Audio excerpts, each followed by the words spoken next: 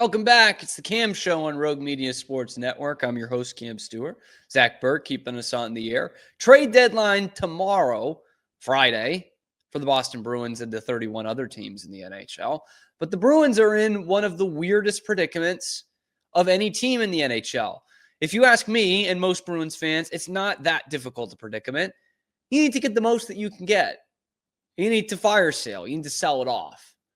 But everyone around the league, people in the know, that are talking heads and have connections, are still saying that the Bruins could do a little bit of selling, a little bit of buying. I don't know what the hell that means. Genuinely don't know what that means. But the Bruins are in as close to teardown mode as they've been since 2006. And they've only had themselves to blame. They've put themselves in this position with the roster that they put together and the really poor asset management that they've had for the last 7 or 8 years, even though it was covered up most of the time by the team winning. And the core of the old guard still being the core. Talking about guys like Chara and Bergeron and Krejci, Tuukka, Marchand, Brad Marchand, still the captain of the team. And here's how far it's fallen.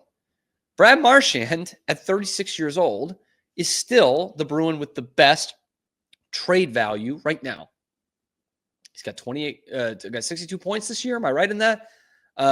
He's having a good year still. Sorry, he's got 47 points. I don't know where I got 62 from. He's got 47 points this year. He's got over 20 goals again. He's got the most 20-goal seasons in Bruins history. He's still, while old and not as fast as he used to be, was never the fastest guy in the world, but as a winger who can play special teams, power play, and penalty kill, he's still getting Selke votes every year. He's still, making the all-star team most years. And a contender could really use a guy like Brad Marchand. And the hot names have been Vegas and Colorado. There's good ties for both of them. Colorado, his buddy Nate McKinnon's there. Obviously, we've seen that Bruins to Colorado pipeline at the trade deadline before for a team captain and team legend. Vegas, the relationship with Bruce Cassidy, very much there. Although watching Vegas versus the Leafs last night, doesn't look like they need that much help.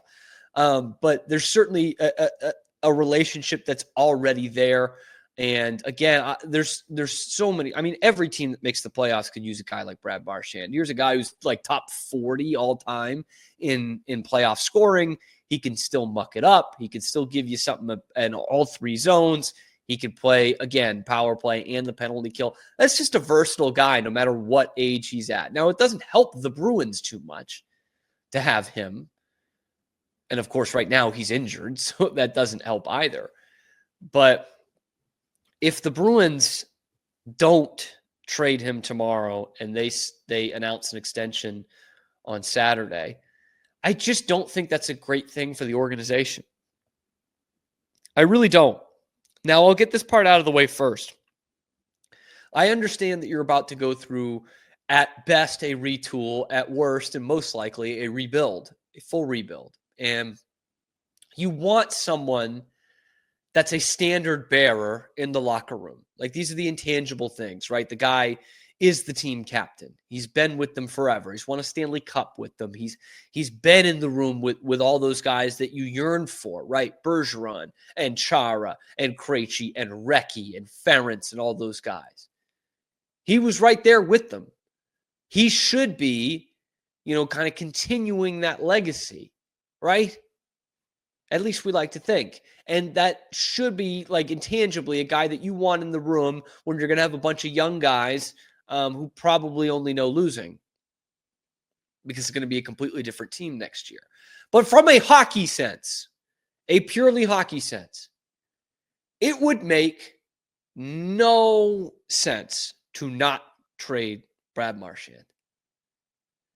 And this is a good hockey town, man. It's the best in America, in my opinion. They know what they're talking about.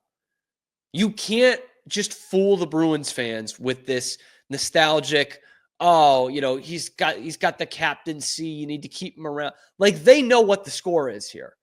They know this team sucks and it's probably going to get worse before it gets better, and that you have an opportunity to get a promising young player and potentially a first-round pick if you trade Brad Marchand. What is Brad like? Let's just think about it this way. He's on an expiring contract.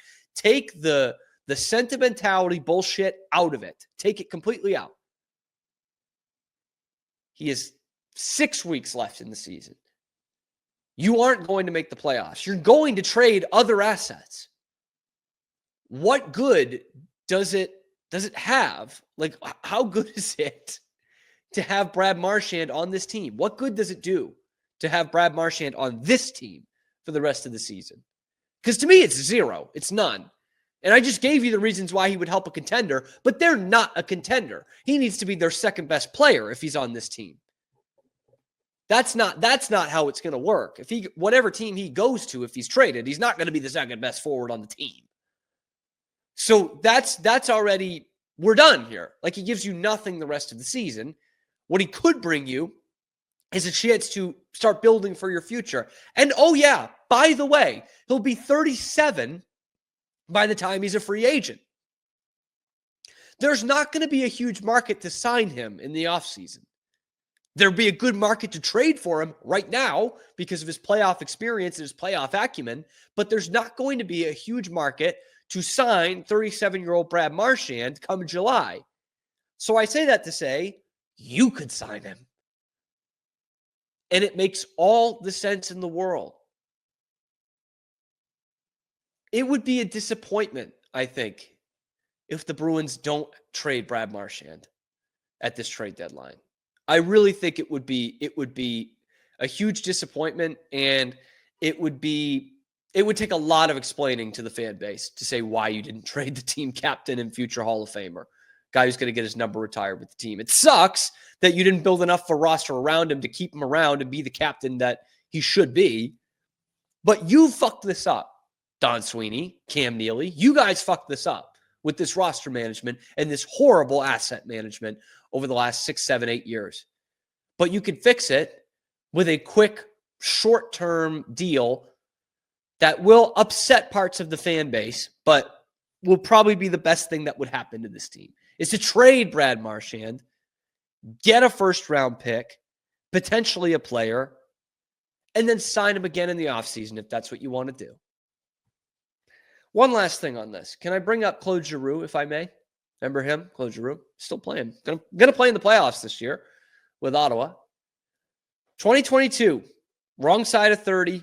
Philadelphia going in the wrong direction. Team in Florida that is on its way to the President's Trophy. They're hoping to make a Stanley Cup run. Of course, they don't.